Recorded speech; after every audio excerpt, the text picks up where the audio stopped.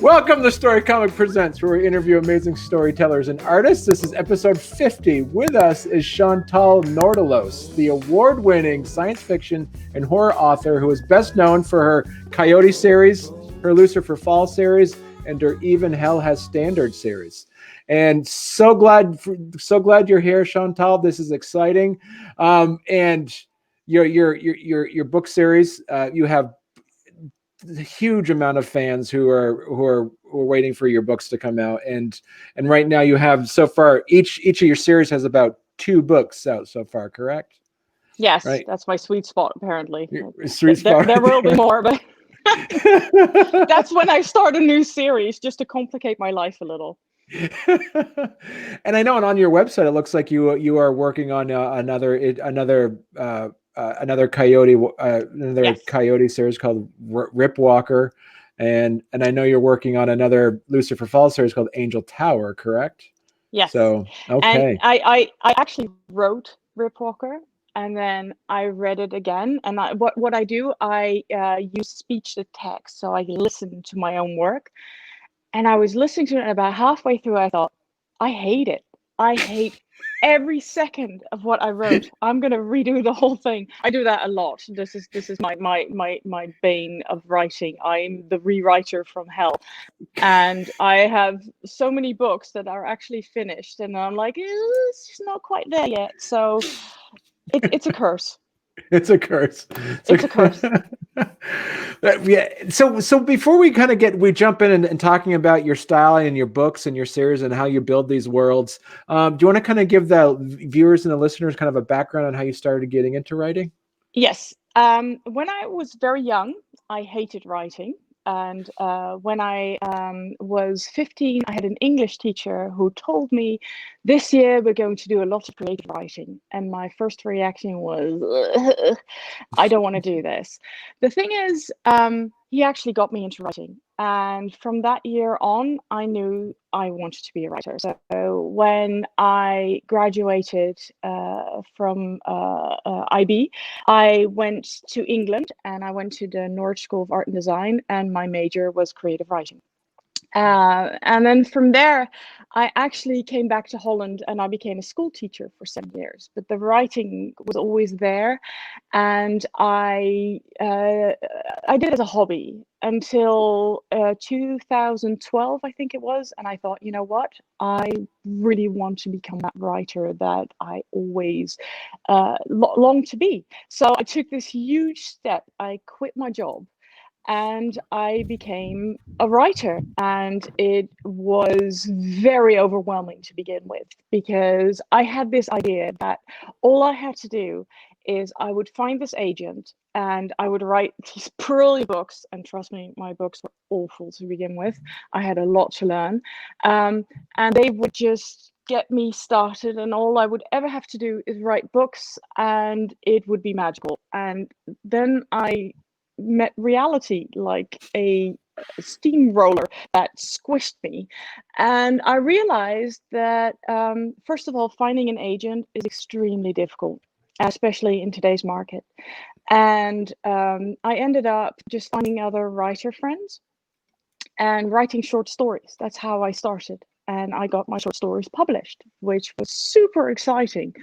And then I got a little bit of a reputation after a while. And the small press people would come to me and say, hey, want to write something for my anthology? And or people would go like, okay, there's a new anthology coming out, and it sounds like it's something up your alley. You should submit to it.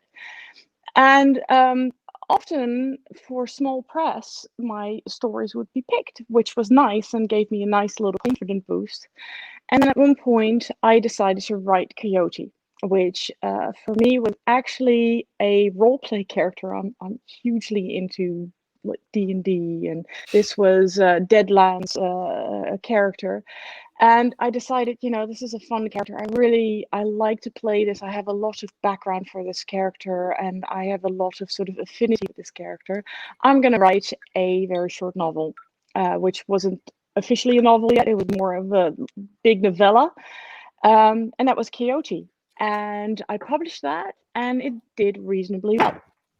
And I did the publishing through my husband, because I can't publish. It's very difficult to do so. And he took over from that.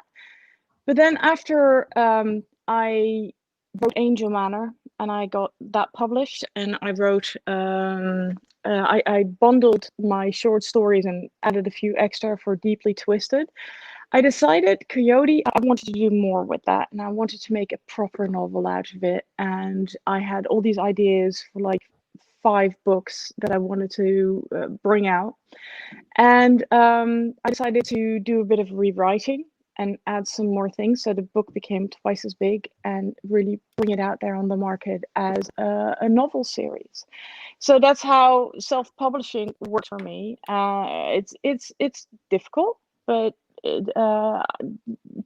it's kind of nice because you have a lot of freedom with self-publishing, a lot more than you do when you have a publisher. And yeah, I take it very seriously, and that's something, you know, I want to get into later as well, when we're talking about, you know, what it's like for new authors to publish, and what you should do, and my tips and things like that. But one of the things I already want to sort of say beforehand, you know, take it seriously, because as soon as you start selling your work, you become a professional. So it's all nice and dandy when you're writing work as a hobby, which is fine. You know, you can do whatever you want. But as soon as you start selling it, you have customers. That means that you have to treat them with a certain amount of respect, and make sure that you put out a professional product as well. So that's what we did, or at least I hope we did.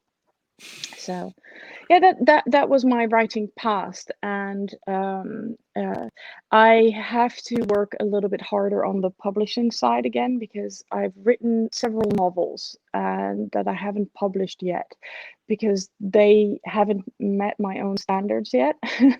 So I'm still working on them. So I have 2 that are actually written that I need to find a home for, that I'm still not sure if I want to self-publish them, or if I want to find like a small press for them, which is Illyria and Celestials, which Celestials is another series. And Celestials actually ties in with Angel Manor and the Lucifer Falls series. So, which makes it even more complicated, but because I changed so much in Doll Manor, I actually messed up not just 1 series, but 2. So that's interesting. And you mentioned before that, you know, you're playing the tabletop role playing game Deadlands, Yes. which kind of inspired Coyote. That's cool. Yeah.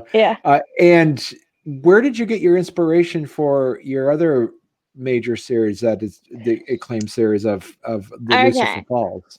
Well, the Lucifer Falls, because I was already writing Celestials, I wanted to do something in that world. And what happened during one of the Women in Horror months, which I love and dread at the same time, because not the kindest people come out during the Women in Horror month. And that's what happened to me. Somebody basically said, women can't write really scary horror. You can only write, you know, Twilight type of things, which are basically romance with vampires or whatever. And I found that really offensive, because I always thought I write reasonably scary things. And I thought, okay, you know, he said women can't go all the way, they always hold back. So I decided I'm going to write something that I'm not going to hold back in. I'm going to write something that is awful. And I did. One of my reviews, I think it was 4 or 5 stars. The only thing they said was ew. And I thought, see, mission accomplished. I can write really horrible things. And I often write, when I sign books, I often write, I'm very sorry for chapter 22. Those of you who read my book, you'll get it. That's absolutely the most horrifying thing I've ever written, I think. But I decided to go all out. And what I wanted to do, I wanted to use tropes. I wanted to use scary nuns. I wanted to use angels. I think I was a little bit inspired by the weeping angels from Doctor Who, because I love that really sort of spooky kind of vibe going on. And I wanted to break those tropes. And I'm not going to say too much about the book because I don't want to give any spoilers.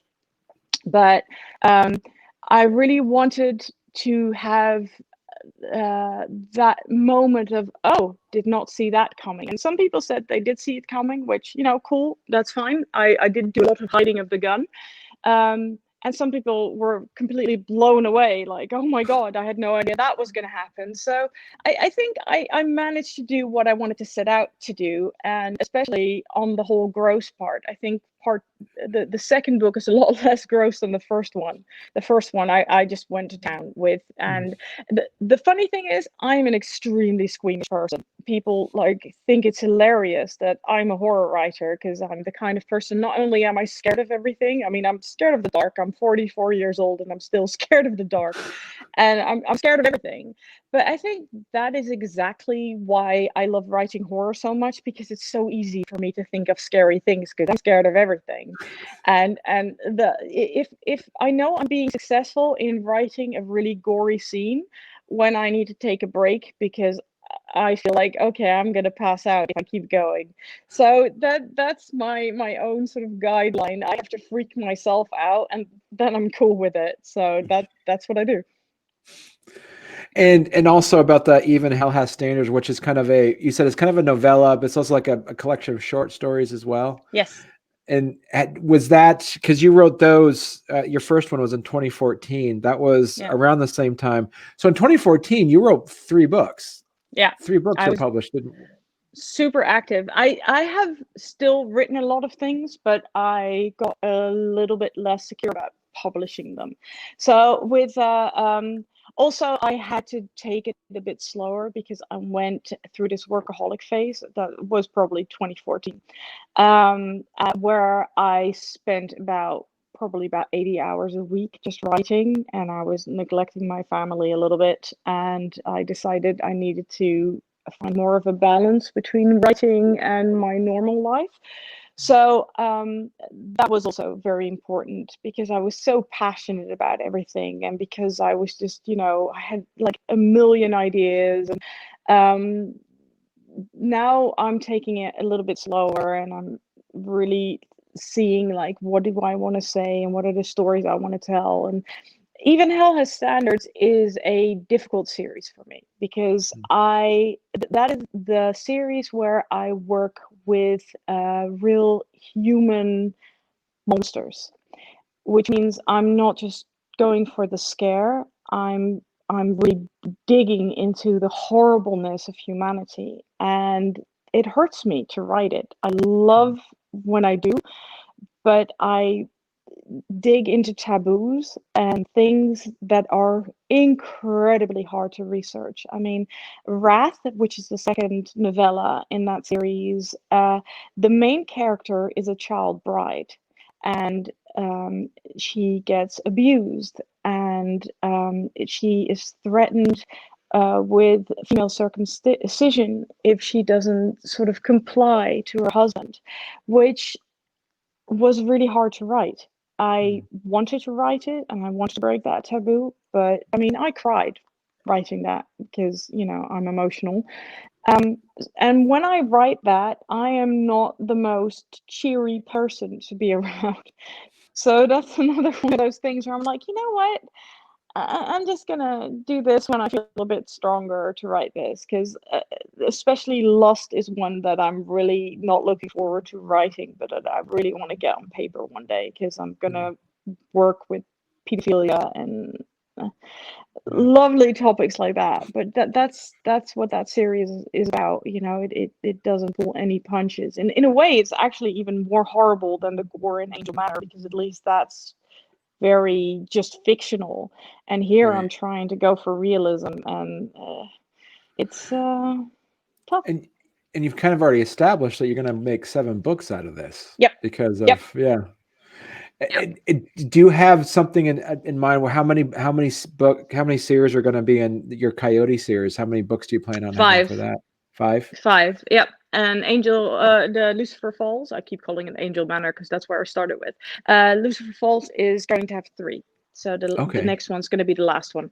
Yeah. And that's it. Okay, it'd be a trilogy. Angel Yeah. Tower. Okay. Yeah. And do you have, so let me ask you too, is that the so for instance, talking about Lucifer Falls and Coyote, do you notice that you have the genres are different? And Yes.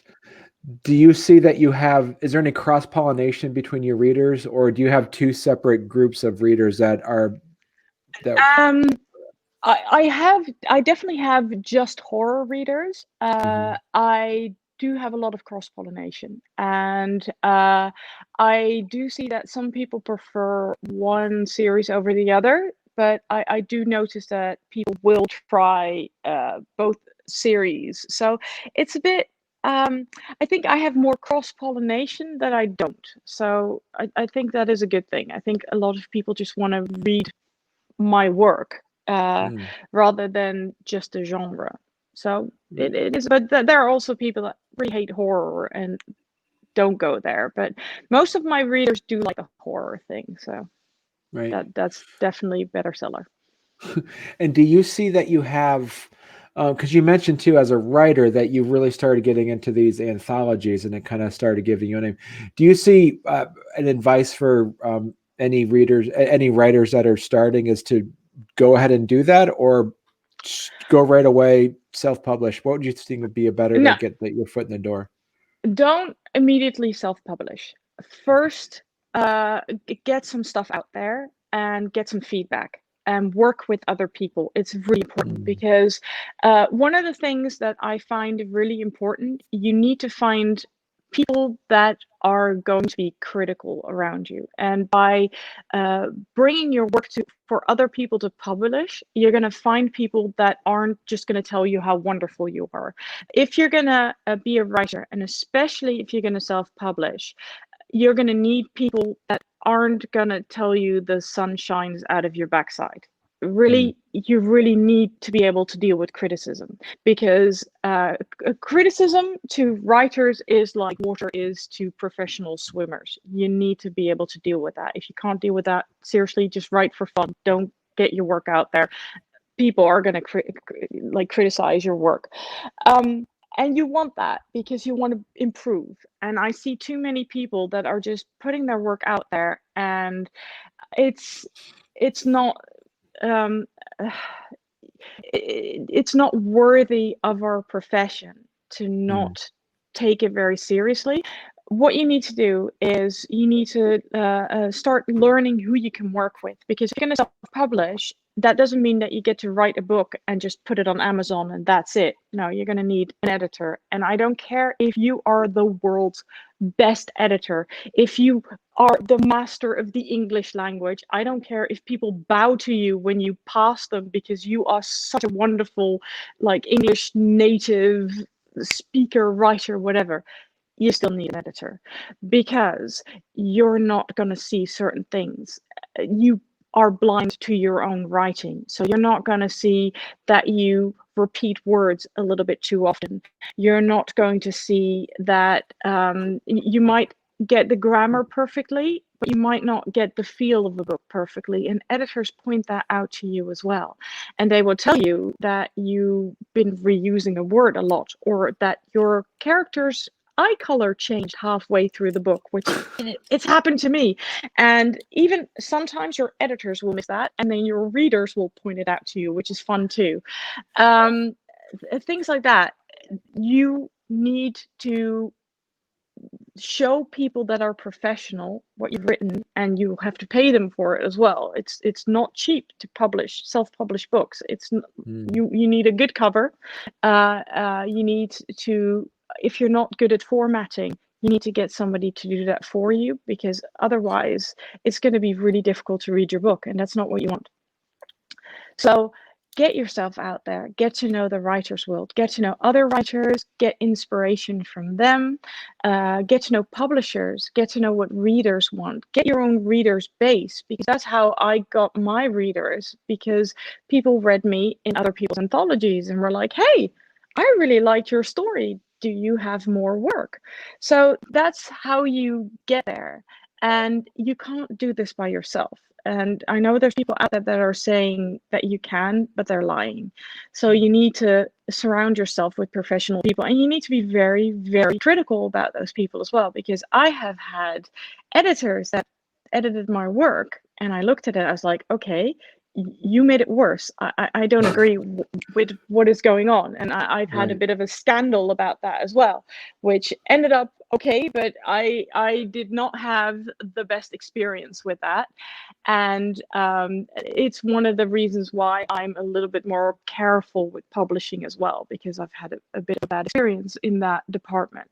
So you have to be really careful, and there are and you have to be careful with the publishers as well, because there's people out there that do not have writers' best interest at heart. They are just looking to make money from you, and you need to make sure that if you're going to publish with someone, that they hire editors and that they have professional people as well, because I've been in places where I thought, oh, hindsight 2020, I wish I hadn't published with that person. But you know, it is what it is, and I'm happy where I am now. I'd like to be even further, but hopefully I'm still on that path. But it's a scary world out there, and if you publish little bits out there, it's a really valuable life lesson, and you will find really good people as well, and people that will help you, and people that will introduce you to other people. And writers are really, there's so many really generous writers out there that have a base and that will introduce you to other readers, because instead of being each other's competition, we actually help each other, because it's not about, oh, you either read my book or your book. Readers tend to read a lot of books, so they'll read my book and your book. So if we work together, then my readers will discover you as well, and your readers will discover me. And that's how a lot of authors work. I mean, especially the horror community, I have met so many fantastic writers, fantastic people that are just so kind and really have helped me, and hopefully I got to do the same for them or for other people. We do the pay it forward as well. So it is good to get stuck in that community and be kind to others and have them be kind to you. So it's important. No, you mentioned like the editor piece. Now, is there for someone that's starting, is beta readers replace an editor, or are they mutually exclusive, or you need both, or how does that work? You need both. You need both, and you need to find people that are willing to be mean, and I'm talking mean. When I've had several beta readers, and I've had people that would just tell me, okay, your novel, it's so wonderful, and I was like, okay, that's lovely, and as soon as my novels are finished, you'll be the first one to get a copy, and you can write me a lovely review, but I don't want you as a beta reader anymore, because you're too nice to me, and I don't want this. I want you to tell me everything that you hate. I want you to go like, okay, this character is just freaking annoying, or you know, this character is just unrealistic, or what you're saying here. And there will be times where I don't agree with my beta reader, and then I'll get a second opinion. It's good to have more than one beta reader.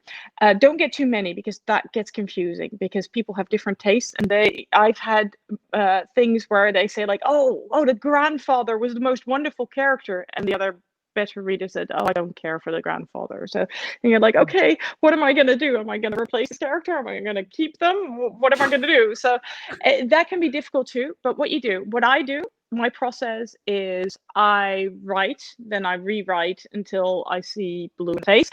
Then I'm like, okay, this is ready for another person to read it. And then I send it to my two beta readers, and they're wonderful. They are super critical, and they tend to, you know, my pages bleed. That's what I say when they come back. There's just red notes everywhere, like, oh, don't do this or don't do that, or things like that. Then I critically read their notes and see which I can use and which I can't.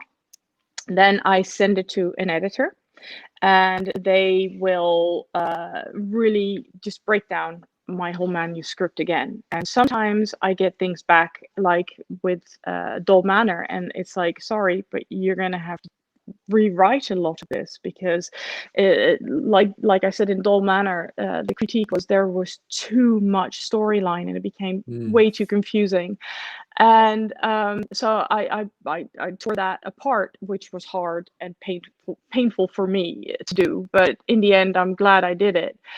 After that, I send it to another editor who checks if everything is okay, if all the the I's are dotted and the T's are crossed, so to speak.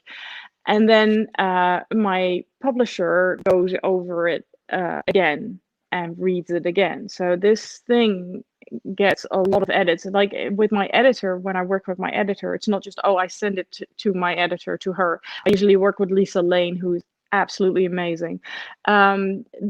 She sends it back to me. I send it back to her. I get with just as many red marks in it, I get it back again. And we go back and forth for like 7 times maybe before we're satisfied with that. And then the last editor, it's usually one more edit that I have to do, and then it's just done. But I edit this when I work with my writing. I think I spend about 15% of my time actually writing, and the rest is just editing, research, and everything else. So it's not just, oh, I have this lovely story, here you go, and now it's a book. It doesn't work like that. Not if you're trying to do it seriously. So it's hard work. It is a lot harder than a lot of people think. And you mentioned before we went on the air that Angel Tower, now you're trying to have to rewrite that because you cut so much stuff out of Doll Manor. Now, do you have? Oh, go ahead. What are you gonna say? Yeah, I destroyed several actual characters that I completely took out, which were crucial to the last book, and I was like, I don't know how I can fix this, so I'm gonna have to come up with something. And so, did you have something in mind, like for example, with Coyote? Did you have a lot of editing, or did the storyline go a different direction because of beta readers as well? And how much did you have to change? I changed quite a lot with that as well, because what I did for all the series, that's what I always do. I write out the beginning, the middle, and the end, so I know where I'm going, and everything in between that can change a lot. With Coyote, I have an idea of the ending still. With Angel Manor, or with the Lucifer Falls series, I really don't anymore. So that's a bit difficult. But with Coyote, I kind of know where I want to go, and I know what characters I want to introduce into the several books. But sometimes when you're writing, you get a better idea. It just happens, and you think, oh, this was great, but what I'm thinking of now is better, and I kind of want to take that path. And you can write yourself into a corner with that. So it is very difficult. And what's also very difficult is keeping a storyline going. Writing series, I don't know why I keep doing it, because it's awful. It is absolutely awful. You have to one of the things that I struggled with Doll Manor is, after everything that happened in Angel Manor, how am I gonna keep my main character functioning? Because she's pretty traumatized, she's lost everything, and her life is a living hell. So the first draft I wrote, yes, the first draft I wrote, she was just depressing, and my beta reader said, I don't know what happened to your character, but she sucks. So you're going to have to do something about that, because I just wanted to punch her. And I was like, yeah, but I needed to be realistic, because, you don't go, la la, all this death, yay, And they're like, yeah, but, it's still fiction. She's a downer. And I'm like, okay. So I tried to find a middle ground where I gave her moments of levity as well as being a bit of a downer, because, that's what you're supposed to be a little bit if you have a lot of trauma. But it's tough. It's tough to, it's all really lovely if you have it all worked out on paper, until you start writing and you really have to get into those characters, and you're suddenly thinking, you know what? I didn't think this part through. So yeah. Writing series, would not recommend it. So do you see yourself as being the writer? Do you see yourself directing and managing, or do you see yourself kind of like being a translator between the characters and the beta readers, almost to a point where you, as you said, it's who's steering the ship here? Is it the characters, or is it? I mean, this is how many times? I guess I'm asking too many questions at once. I guess the question is, what do you see your role as in this, as the author, as compared to? It's not unlike being a primary school teacher, where you have this wonderful notion of how you want your class to run, except that your kids don't always want what you want. So you're trying to like make them stick to the rules. And sometimes that works. And sometimes you're like, okay, I have to be strict now, and we're going to have to stick with the idea that I have. And sometimes you have to go with it. So there's this thing, what they say about writers: are you a plotter or a pantser? And plotting just means, do you write everything out beforehand? And pantsing is just flying by the seat of your pants. I don't think anyone should be a completely full pantser, because you can tell in books, and often books that are completely pantsed are have very weird endings because the writer didn't think it through. But I'm a bit of a combination of the two. So I know where I'm going with my story. I know what I kind of want to do. But there are moments where the characters take over from me. And I do end up being a little bit like of a referee between my readers or my better readers and my characters. So do you have... So let me ask you a bit about this too. Is like when you set it up, because as you mentioned earlier, Coyote, because kind of was inspired from playing Deadlands, so that was kind of based off of a character concept. When you made Lucifer Falls, did you start off with a character idea, or did you have a world that you thought of? Because you mentioned that it was based off of the Celestials originally, correct? Yeah. I knew what the ending was going to be. That's where I started. I knew how I was going to end this. I was like, okay, I wanted to write a haunted house story. Because I don't know, I just love haunted house stories. And I do a lot of DMing when we role play. And I love to use the in nomine system, which is also very angels and demons, which is one of my favorite topics ever. I do a lot of haunted house in my role playing, so I wanted to do something that had that effect what I have on my players when I DM. And I knew the ending. I knew why the house was haunted. That was so I had the beginning quite fast, and I had the ending, and I thought, okay, but what else? There's going to be a whole bit in the middle. So the rest was not so much stories as characters that I had to just develop. That's just basically what happens. You get to travel along with these characters, and only like towards the end do you really know what's going on with the book. And in the beginning, I sort of give some hints at what's going on. So yeah, that's how it went. So let me ask you, being a game master, do you ever try to test out storylines in a game? It's usually the other way around, where I have a really cool story in the game. I'm like, I could turn this into a book. So as a DM, I'm a complete pantser. I'm somebody who doesn't prepare games at all. I have a concept in my head, sometimes not even that, and I just go with it. Because I like to feel how my players are doing, and I love to sort of play into their experience and their emotions, and I like to get to know my players really well, so that I could really work with their fears, but also what they like and things like that. I've done more than just normal DM. I've also organized LARP events, which is live action role play. Yeah, so I've organized a lot of those, and I like to put a little bit of horror in that as well. And it's a lot of work, but it's so satisfying to see people bring your fantasy, your role to life. A friend of mine, Koen de Moor, actually once said to me, he's like, how does it feel watching all of us just running around in your imagination? And it's awesome. It is an awesome feeling. Now, talk to us a bit about when you put together Lucifer Falls and Coyote.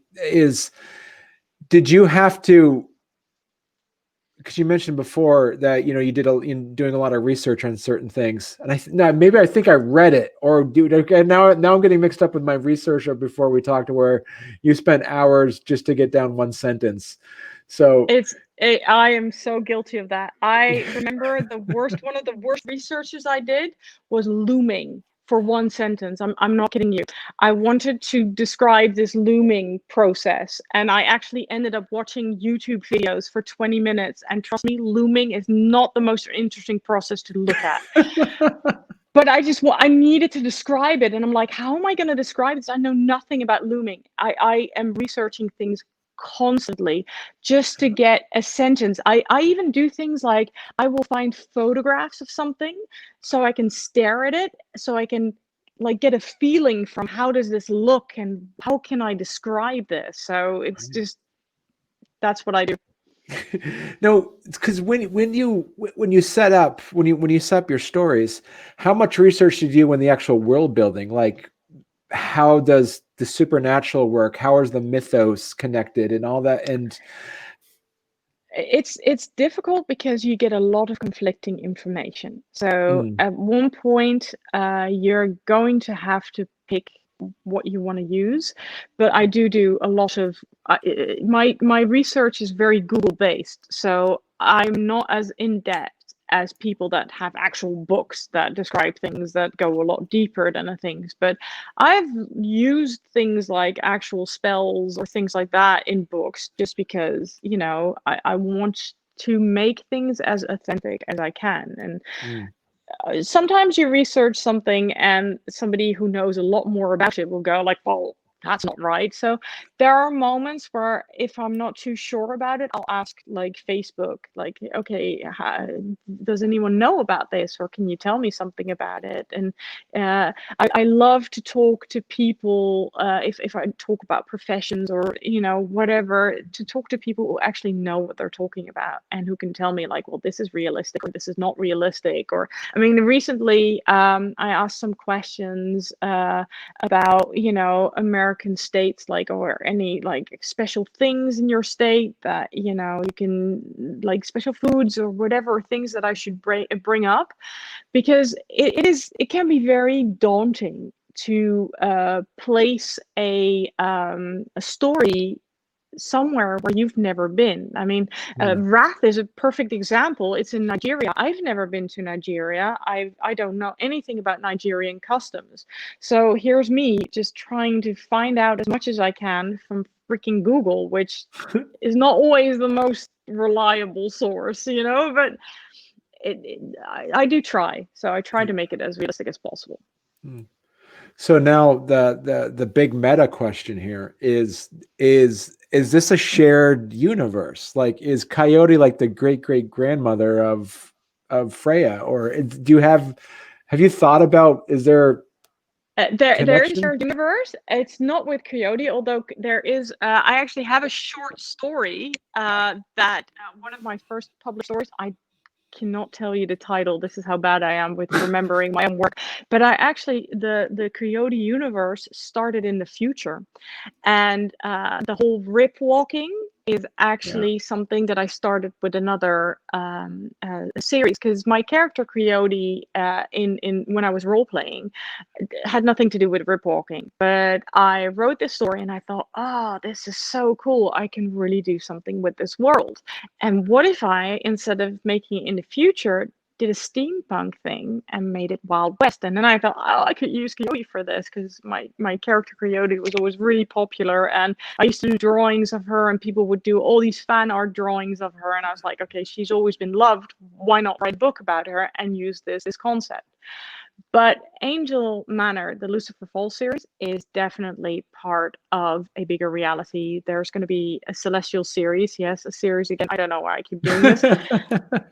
But the characters in that, and I've had some short stories that I'm absolutely using for that as well. One of my stories, Soul Man, this is one of my personal favorite stories that I wrote. That character also is part of this sort of meta universe that I'm working with. So yeah, I'm absolutely tying books in together, and people that read all of my books will start noticing things like, hey, oh my god, this character is actually part of that world as well. So, yeah.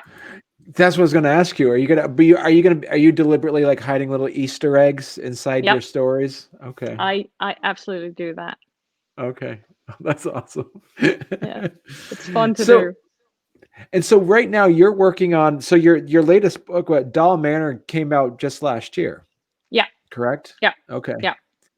So, and And right now I'm working on a horror book called Got Your Tongue. So that's the book I'm okay. working on currently. So that's I was very inspired by Stephen King for this. I have a bit of a love-hate relationship with Stephen King. Now, I wouldn't say hate because I don't hate anything that he writes, but he I love his concepts, but he doesn't always leave me. Oh God, this sounds really sexual. I'm sorry about this, but he doesn't leave me satisfied when I'm finished with his novels. His endings tend to be a little bit too weird for me. I remember reading It, and I love the concept of it, and I I ended up Googling whether or not Stephen King used to take drugs. That's how I felt about that book, because it was so good, but so weird. It was just so weird, and it was too weird for me. And I thought, I want to write something that is similar to that, but then without the did she take a bunch of drugs? So that's what, and I love that whole coming of age that he tends to do. So that was my inspiration for that. And that's where Got Your Tongue basically started, because I was like, I'm gonna do this coming of age story thing, and that. And where does Ilaria fit into this? Yes. Okay. It's actually something I wrote a long time ago, and then rewrote 10 million times. And it's dark fantasy. It's not tied to anything because it's actually a fantasy world. Ilaria is about this girl who grows up, or who's taken by a swamp witch. Wow. And well, she's actually given by her stepfather to the swamp witch, who buys her off him. And the swamp witch has transformed her into something that's almost an animal. And at one point, she believes that she's getting rescued by this sort of half breed, almost fairy type guy. Except then she finds out that he didn't actually rescue her. He's just going to sell her on the slave market because she's worth a lot of money. And it's I wanted to write a young adult novel, and there is a hint of romance in there, which is something that is not my strong suit. So one of the criticisms I got from my beta reader, she was like, "Oh, I love the romance. You needed to put so much more of that in there, and it needed to go further, and they needed to have sex." And I was like, "But I'm trying to write a young adult novel here, so I left the sex part out, and I just kept it to heavy flirting, and the romance makes me very uncomfortable." So it's quite dark again. There are parts in there that I thought, can I get away with this for a young adult novel? Because I tend to have a little bit of darkness in my writing. So that happened to Ilaria as well. So talk to us a bit about talk to us a little bit about you mentioned the self-publishing piece, and you mentioned like how to get the book and getting the beta readers. Now, so talk to us about how you're able to, I guess, when you're like your creative process. Is this something where you're a notebook person, or do you wall off time to get things written? How do you get the books written? I'm very chaotic. So I make a zillion notes, and they're everywhere. And I'll make them on my phone. I'll send myself emails. I have all these notebooks that are just inconsistent, and then I try to find where I put the notes, and I can never find anything again because I'm Captain Chaos. Um, at one point, I actually started using to sort out timelines. I started using Post-it notes and just putting them like on my door so that at least I had a timeline. Because one of the worst things I find about plotting is your timeline. It can get really wonky. And in the beginning, I tried to get away with just not using that much timeline and try to sort of avoid it as much as possible. And then I got a lot of critique from beta readers and also from editors like, yeah, but this makes no sense. How long? What are we looking at? Does this happen in a week? Does this happen in like a year? What's going on here? And I'm like, okay, I'm gonna have to be a little bit more specific, aren't I? It's hard. It's very hard. But I'm a note taker. Eventually I write things slightly as a timeline on my computer on like a paper, and I have a lot of sort of documents that say things like, okay, the backgrounds of characters, and especially if you write series, write down things that seem insignificant about your characters, but like eye color and things like that. Otherwise you're gonna have to reread your whole book just to find out, oh god, what did they look like again? You will forget, especially if it's been like a year since you've written them and they're insignificant characters that you don't see that often, you know? So, but yeah, and then I start writing, and I used to write one chapter at a time, and then I would save that one chapter, but that was just so messy. So now I just write one document, and that's how I go, basically. Oh, okay. Wow. So we're getting up close to the hour already, Chantal. So this was good. Do you have what other advice would you give for? You mentioned some other pieces of the publishing part of it. What some advice would you give to writers on the actual process piece that you wish that somebody told you years ago? Okay, well, don't take rejection personally. You have to deal with rejection. As a writer, there are so many people out there that are also submitting. And it doesn't mean that your work is bad. It just means that that wasn't the right piece at the right time. And it doesn't even mean not all publishers have the time to read your work. So sometimes they just look at your theme and that's enough for them to go, sorry, but no. So it doesn't mean, don't get discouraged by that, because it's very easy. And especially if you keep getting rejected, it sucks. You know, we all have that. And especially if you apply to agents, finding an agent is just tough. They have like slush piles that are so big that, you know, I've had rejection letters where the people didn't even know what my name was. So I'm pretty sure they didn't read my thing. You know, it was just a dear author. You know, you have dear John letters, you have dear author letters as well. So don't get discouraged. Take it very seriously. Don't listen to the people that are critical. Seriously, it's nothing personal. It is not that you suck, but everyone makes mistakes in their writing, and you're going to want to learn. You do not start off perfect. You might think you do, you might think you're fantastic, but your first draft is always going to be ugly, and you have to work on making it pretty. You know, it's just a fact. So yeah, just keep going. That just, if you really love this, it is really hard work to write a proper book. It is hard work, so don't get discouraged by that either.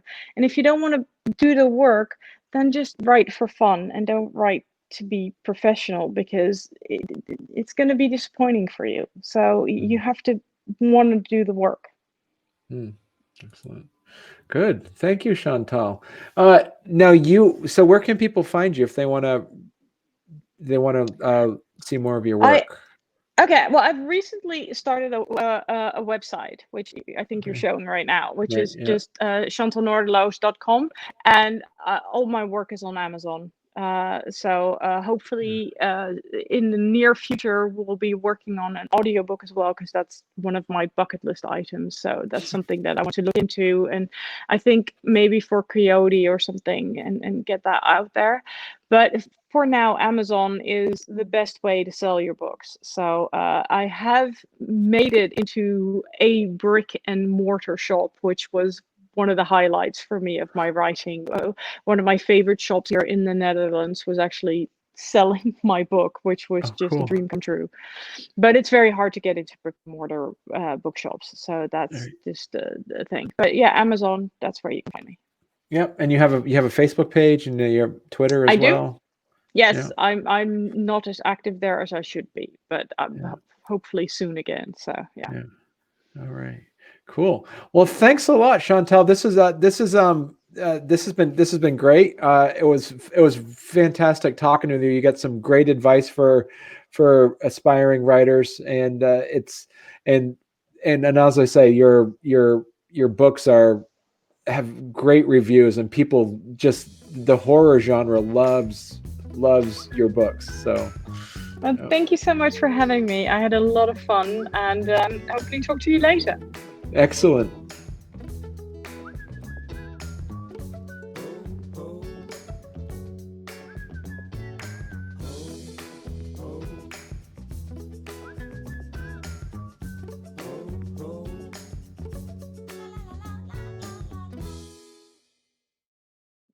I'm grateful for them, but it's not like, you know, I didn't win like an Emmy or a Tony or anything else. And I was quite chuffed how far I got in the Stokers, because, you know, I didn't have, I don't know a lot of people in that world. And the fact that people were actually voting for my book was really lovely. It was just, you know, because you feel like people see you, and that's what you want as an author. You want people to, you know, see your stuff and want to read you. You want that passion, because that's what you put in your novels. Right, that's good. And you said, so I chuffed. What does that mean? I've been... Oh, right. Sorry, I had my English education in England. Chuffed is flattered. Oh, okay. I'm very flattered and very happy about it. It's a sort of a combination between flattered and happy. Oh, chuffed. Okay, I'm gonna bring that to Vermont. Then I'm gonna start making people say chuffed. That'd be good. It's a good word. It's a good word. Yeah. It's like yeah.